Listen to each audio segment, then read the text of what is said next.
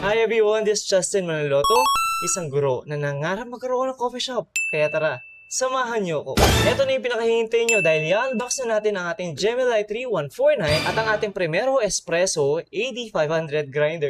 Tara, unbox na natin. Let's go! Mauna tayo dito sa ating Gemini 3149 Espresso machine. I-unbox na natin. Let's open this one in 3, 2, 1. So ito yung inclusion ng ating Gemini 3149 Espresso machine. Siyempre yung manual, double spout portafilter. Kasama din dito yung double and single basket filter, cleaning disc. We also have here the cleaning brush, drip tray, the scaling solution, and kasama din itong mga to. And lastly, our tamper. Ngayon mag-focus tayo dito sa ating Gemini 3149 Espresso machine. Ready na din natin yung plastic. Here it is. Here is our Gemini 3149 Espresso machine. Tingnan mo naman. Matibay. So yan, dito natin nilalagay yung filter. Ito naman, for hot water. And for steaming milk, ito yung ginagamit. This steam wand. Ito hindi ko na masyado describe dahil sasagot to doon sa naunang video natin. Mas maganda na panoorin nyo muna yun. Tapos after nyo doon, balik kayo dito. So ito yung pag-on. Ito, hot water. And I believe this one is for purging.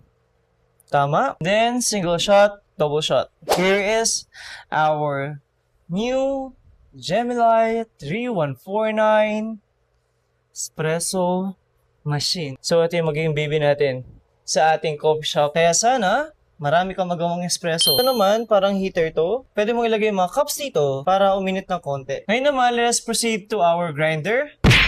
So our grinder is Primero Espresso AD500. Buksan na natin.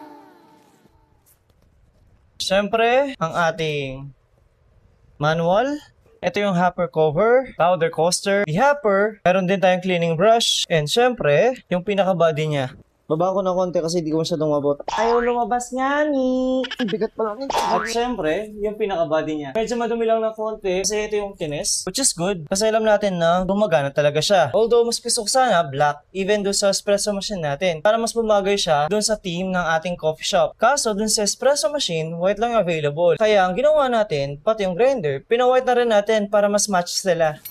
Dito natin lalagay yung hopper. Kahit itong grinder natin, digital din to, kung saan pwede mo siyang iset for single and double espresso. Kita nyo yun dun sa unang vlog natin. Again, kung gusto nating i-adjust, ibaba lang natin to. So sabi doon sa video natin, kung gusto nating fine yung grind, 1 to 5. Medium naman, 6 to 10. Then 11 to 16 volts. Yan, balik natin siya dito sa 3. Pero doon sa unang ginagamit natin na grinder, ang fine lang natin is 2. Pero syempre, dahil iba to, susubukan pa lang natin yan. Kung ano bang magandang grind sa ating beans. Linisin lang natin ng konti. Ngayon naman, dahil bundle tong kinuha natin, may mga kasama siyang freebies. Ito yung freebies na binibigay ng Cafe Mart na kasama sa espresso at grinder natin. Unang-una, 1 liter of milk, cleaning tablets and descaler. Ginagamit to pag nililinis na yung mga machines. Naubusan kasi sila doon sa 250 gram na beans na kasama nito. Kaya binigyan na lang nila ako ng measuring cup para sa ating espresso. Pitcher cup. Ito, maganda to. Kasi ako pag nag-practice ako, pag tinitigmay ko yung mga coffees natin, kapag gumagawa ako ng espresso, ito na yung ginagamit ko. Yan. Diyan ko nilalagay yung mga coffee ground. Pero ngayon, meron na tayong knockbox. Malaki na din siya. And dahil bundle yung binili ko, binigyan din tayo ng barista training voucher. Kaso, mukhang hindi natin ito magagamit dahil malapit na ang pasukan at 1 month lang kasi yung validity nito. Dahil nga malapit na din yung pasukan, naghahanda na tayo bago mag-start ng klase. Actually, nag-umpisa na tayo magbrigada. Inayos na natin yung room natin para kapag pasukan, malinis na. Thank you very much for watching and see you sa C Cafe. Bye!